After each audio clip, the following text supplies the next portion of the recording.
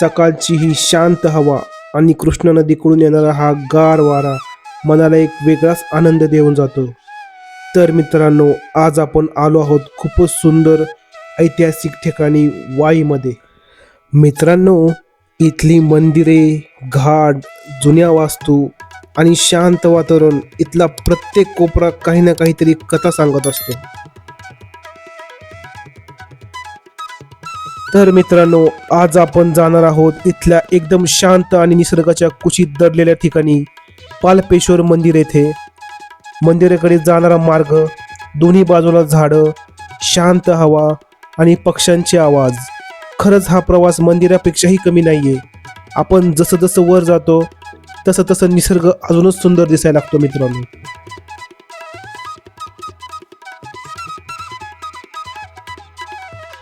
मित्रांनो, पालपेश्वर मंदिर हे वाईपासून साधारण 5 ते 6 किलोमीटर लोहारे या गावाजवळ आहे. हे ठिकाण डोंगरात गुहांच्या आत दिसणाऱ्या भगवान शिवच्या भव्य आणि पवित्र लिंगासाठी ओळखलं जातं. हे मंदिर शिवाला समर्पित आहे आणि येताना लोक शांतता, आध्यात्मिकता आणि निसर्गाचं सौंदर्य अनुभवण्यासाठी येतात.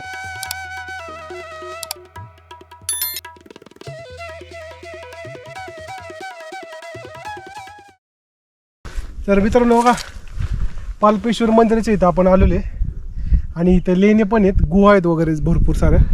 तर आपण ते बघणार आहे. हे वाईतच येतं मित्रांनो आणि खूप थकल्यागत झाले कारण सवय मोडली माझी जरा.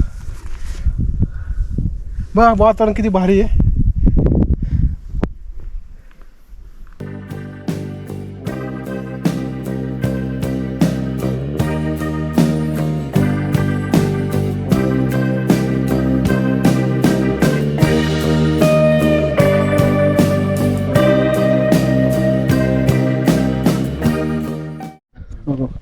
मित्रांनो, तो समोर जो चौकोन दिसत आहे ना, तो पांडवगड आहे.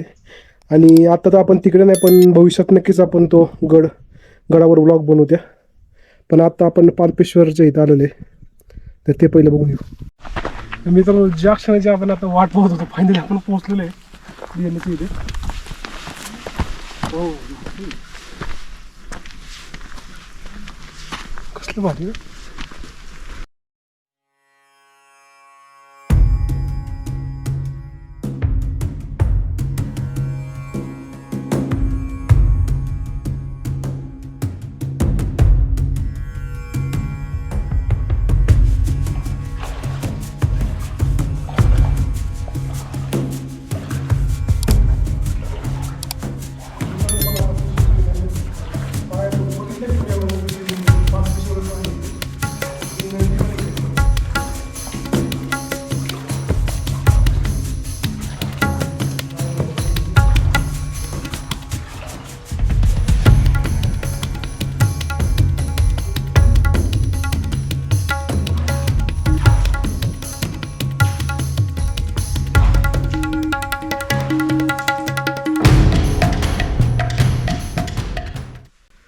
बघू शकता मित्रांनो, मी तर पहिल्यांदाच एवढं मोठं शिवलिंग बघितलेलं. खूप मोठं शिवलिंग आहे आणि हे वाईमध्ये मित्रांनो बघा, पालपेश्वर नावाचं. ही लेणीच एक प्रकारचे.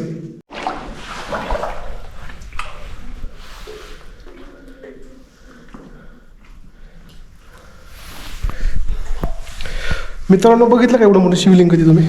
बघा किती भव्य आहे ना. बघा तुम्ही, नंदी पण आहे इथे.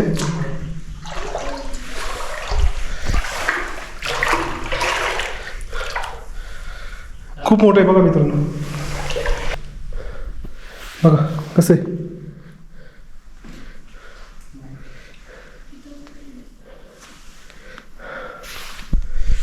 बघा मित्रांनो, तुम्ही पण नक्कीच भेट द्या.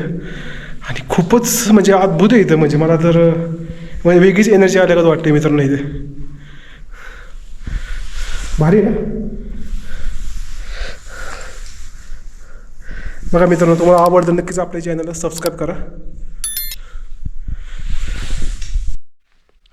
तर मित्रांनो, चालते आता व्लॉग संपायची वेळ आली आहे आणि आता भेटू पुन्हा नवीन व्लॉगमध्ये.